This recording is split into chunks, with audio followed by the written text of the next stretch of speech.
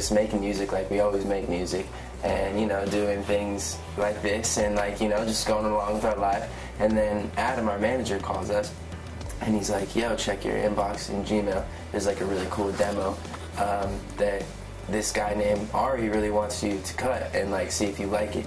His name is Lauv, and he's also like this amazing artist. We really like dove into like his collection of music after that, and we really respect him. And he's an amazing songwriter as well. So he wrote Beg with this guy named Michael Pollack.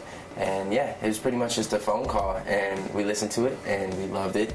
And that was our very first time ever like cutting a demo. Yeah, it was kind of weird because like, you know, Jack and I are very adamant on like, you know, being a part of the creative process. And this was one of those rare exceptions where we're like, yo, this song feels so catchy. It feels like it would fit his tone so well, like, you know, on the hook. And so we're like, all right, I guess we'll make an exception with this song. And we feel like it could really, you know, bring attention to the rest of our music if this song pops off like the way we want it to, you know. And so yeah, it felt really strong. It felt like it worked for radio, and it also at the same time was something Jack and I really liked. You know, we could listen to the demo over and over before we cut it, and we were like, wow, yeah, I can really see ourselves. And that was like, I feel like our very first, even though he's not on the song, it was our very first collaboration with like another artist actually, because he totally has his own thing going, we totally have our own thing going, but he's an amazing songwriter as well. So that's really cool, and it was just fun to kind of like mingle and like get to know another artist in this industry, because we don't really know anybody else. The acoustic version came about when before we went on tour. Yeah. So before we went on tour, we're like, yo, how can we promote this tour? And you know, she was opening up for us, and so we're like, yo, what's a cool collaboration we can do with her to, you know, kind of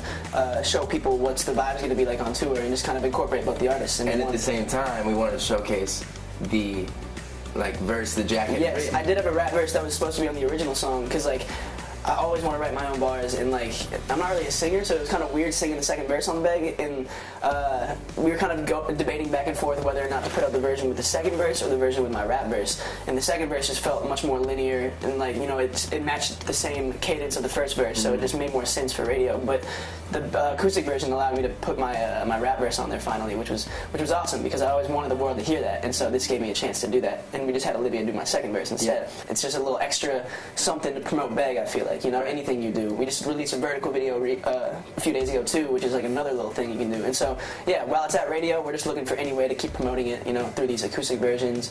And anything that gives our fans another thing to watch is also an amazing thing. Our music is evolving like an insane amount, even from the Gone EP to Beg, but even from Beg to the music that we have on release now, it's insane. It's I don't know, like every single day you experience new things and you mature as a human and you grow, hopefully.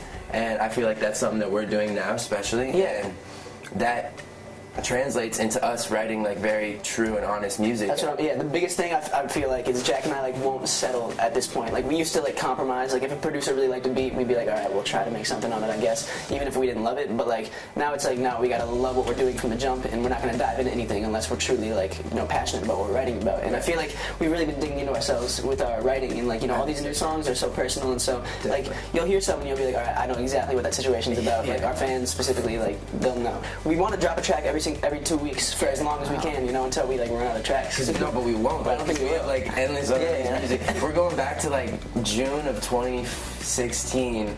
There's this song. I'm actually going to just say it. There's this song called "Thief in the Night," and it's so sick. And we're actually going right after this to finish it. To recut it. Actually. To recut it, because I sound like a 17-year-old. It's been 2.5 years. Yeah. So it's just like, there's all these songs that we have, endless music that we have. And so early March, you can look for the first drop for sure.